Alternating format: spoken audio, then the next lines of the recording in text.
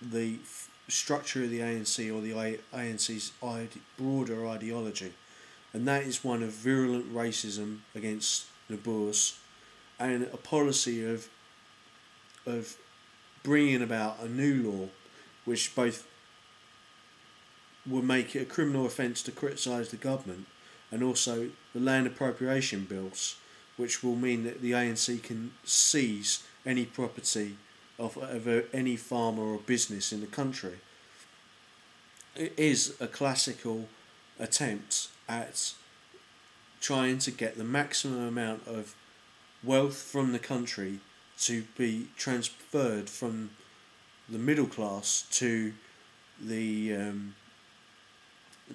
political elite or elites, or as each faction is fighting each other at the moment within the ANC, and giving handouts and bread and circus acts to the poor who are too uneducated or too constrained by their economic situation to do anything about it. Well, you've seen townships all over South Africa being given running water for the first time, or middle class housing estates being produced through subsidies from the ANC government, from where the ANC elites' support is being drummed up. Other areas have seen no improvement in their situation at all, and there is rampant AIDS and crime endemic in South Africa. As I said before on many videos, 52,000 people a year are being murdered or killed in South Africa, either by the ANC directly or by ANC-inspired government attacks on white Boer farmers or English farmers, or against the Xhosa, or the crime rate is going up because of corruption inspired by gangs moving from Nigeria and from the different crime gangs coming across the borders from Zimbabwe and other places which have been destabilised because of the ANC's support for Mugabe and other dictatorial regimes within the Southern African region. Crime gangs follow immigration because they feed off the communities from which they're most embedded in, which are their own tribal groups. And as more tribes move into South Africa, Julius Malema and others have blamed them for the crime wave. Whether this is correct or not, it is another situation of the leaders of different countries, say Mugabe and Julius Malema and Zuma, all coalescing together to keep talking to each other in a language of support for each other, whilst keeping their own populations down and inspiring xenophobia within their own populations, to blame them as scapegoats for the leaders' own failings. Julius Malema was thus an asset to the ANC as a kind of fighting dog for them, but now he's bit too many of the wrong legs and turned on his own masters, and that, his popularity, has spelled his political downfall. What I would say, though, is that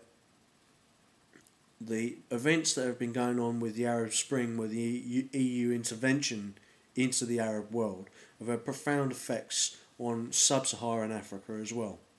as North Africa, because Libya was the major bankroller and supplier of oil to Mugabe and also to the ANC. Gaddafi's death has put a haunting ghostly presence into the minds of Zuma and Mugabe and other dictators, including in the Arab world. Of course, Assad is the one who comes to mind immediately. But this gives the Boers hope. It gives the Boers the opportunity of a strategic move against the ANC, both politically and maybe even in some future point, if it comes to it, militarily. Because they'll be able to use the divisions within the ANC to create a vortex that will suck in the different political factions into interceding rivalry and the destruction of the ANC. Because the Europeans and Americans are aware of what's going on in South Africa, and the moral legacy as well, I believe, should play a strong point in this because of what the Thatcherite government did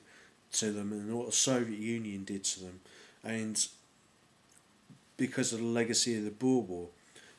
Europe has a particular moral right to intervene in the South African situation, because the Dutch, the Germans, and to some extent the French are the people whose descent became the Boers in South Africa, the farmers, you know. And England has a moral responsibility because they, of course, created the Union of South Africa by annexing the Boer republics, and it was the British imperial greed which sparked off those wars. But to bring us up to date, if Julius Malema is out of the scene, we cannot expect the ANC to just simply change its overall tactics. It's been covered by Stratfor Intelligence, it's been covered by Euronews, it's been covered by Al Jazeera. All have done negative press hit pieces on Jacob Zuma, rightfully so, because of his inability to keep down the primitive pressures of his own section of society, or anti-society, which Julius Malema was so popular in and inspired so much rage and fury and primitivism. This is a country where engineering works can be stopped by the idea that a tokolosh, which is a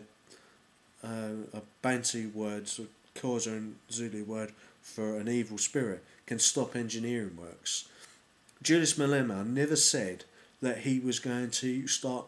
getting the Zulu and Xhosa to invent new technologies to change the situation in South Africa. He merely said that he would seize the land and assets of people he claimed were invaders, even though the Boers have been in South Africa longer than the Zulus himself. The reason the Boers came to preeminence, even given their small numbers, and why they basically created the country of South Africa, was because they invested in technology and education, all the things which the ANC in its present form stand against. Also, the ANC is a very undemocratic organisation because Jacob Zuma's dismissal of Julius Malema, a key rival, and their Congress is where they choose the next leader of the ANC, and because they've told their population that they will go to hell if they do not vote for the ANC. Check out Reindeer's vids on the subject.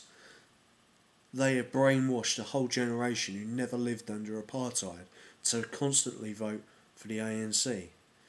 And the Democratic Alliance under Helen Zeller, although it's made some political inroads, has never said that they wanted independence for the Boers under a social democratic model, and that's what I am lobbying the British Labour Party to support, and also other parties within the European Union in Germany, Holland and Belgium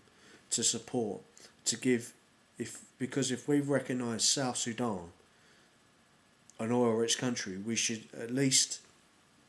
recognise the Boers, because their argument is strong and it is about natural rights and economic rights. Thank you for listening.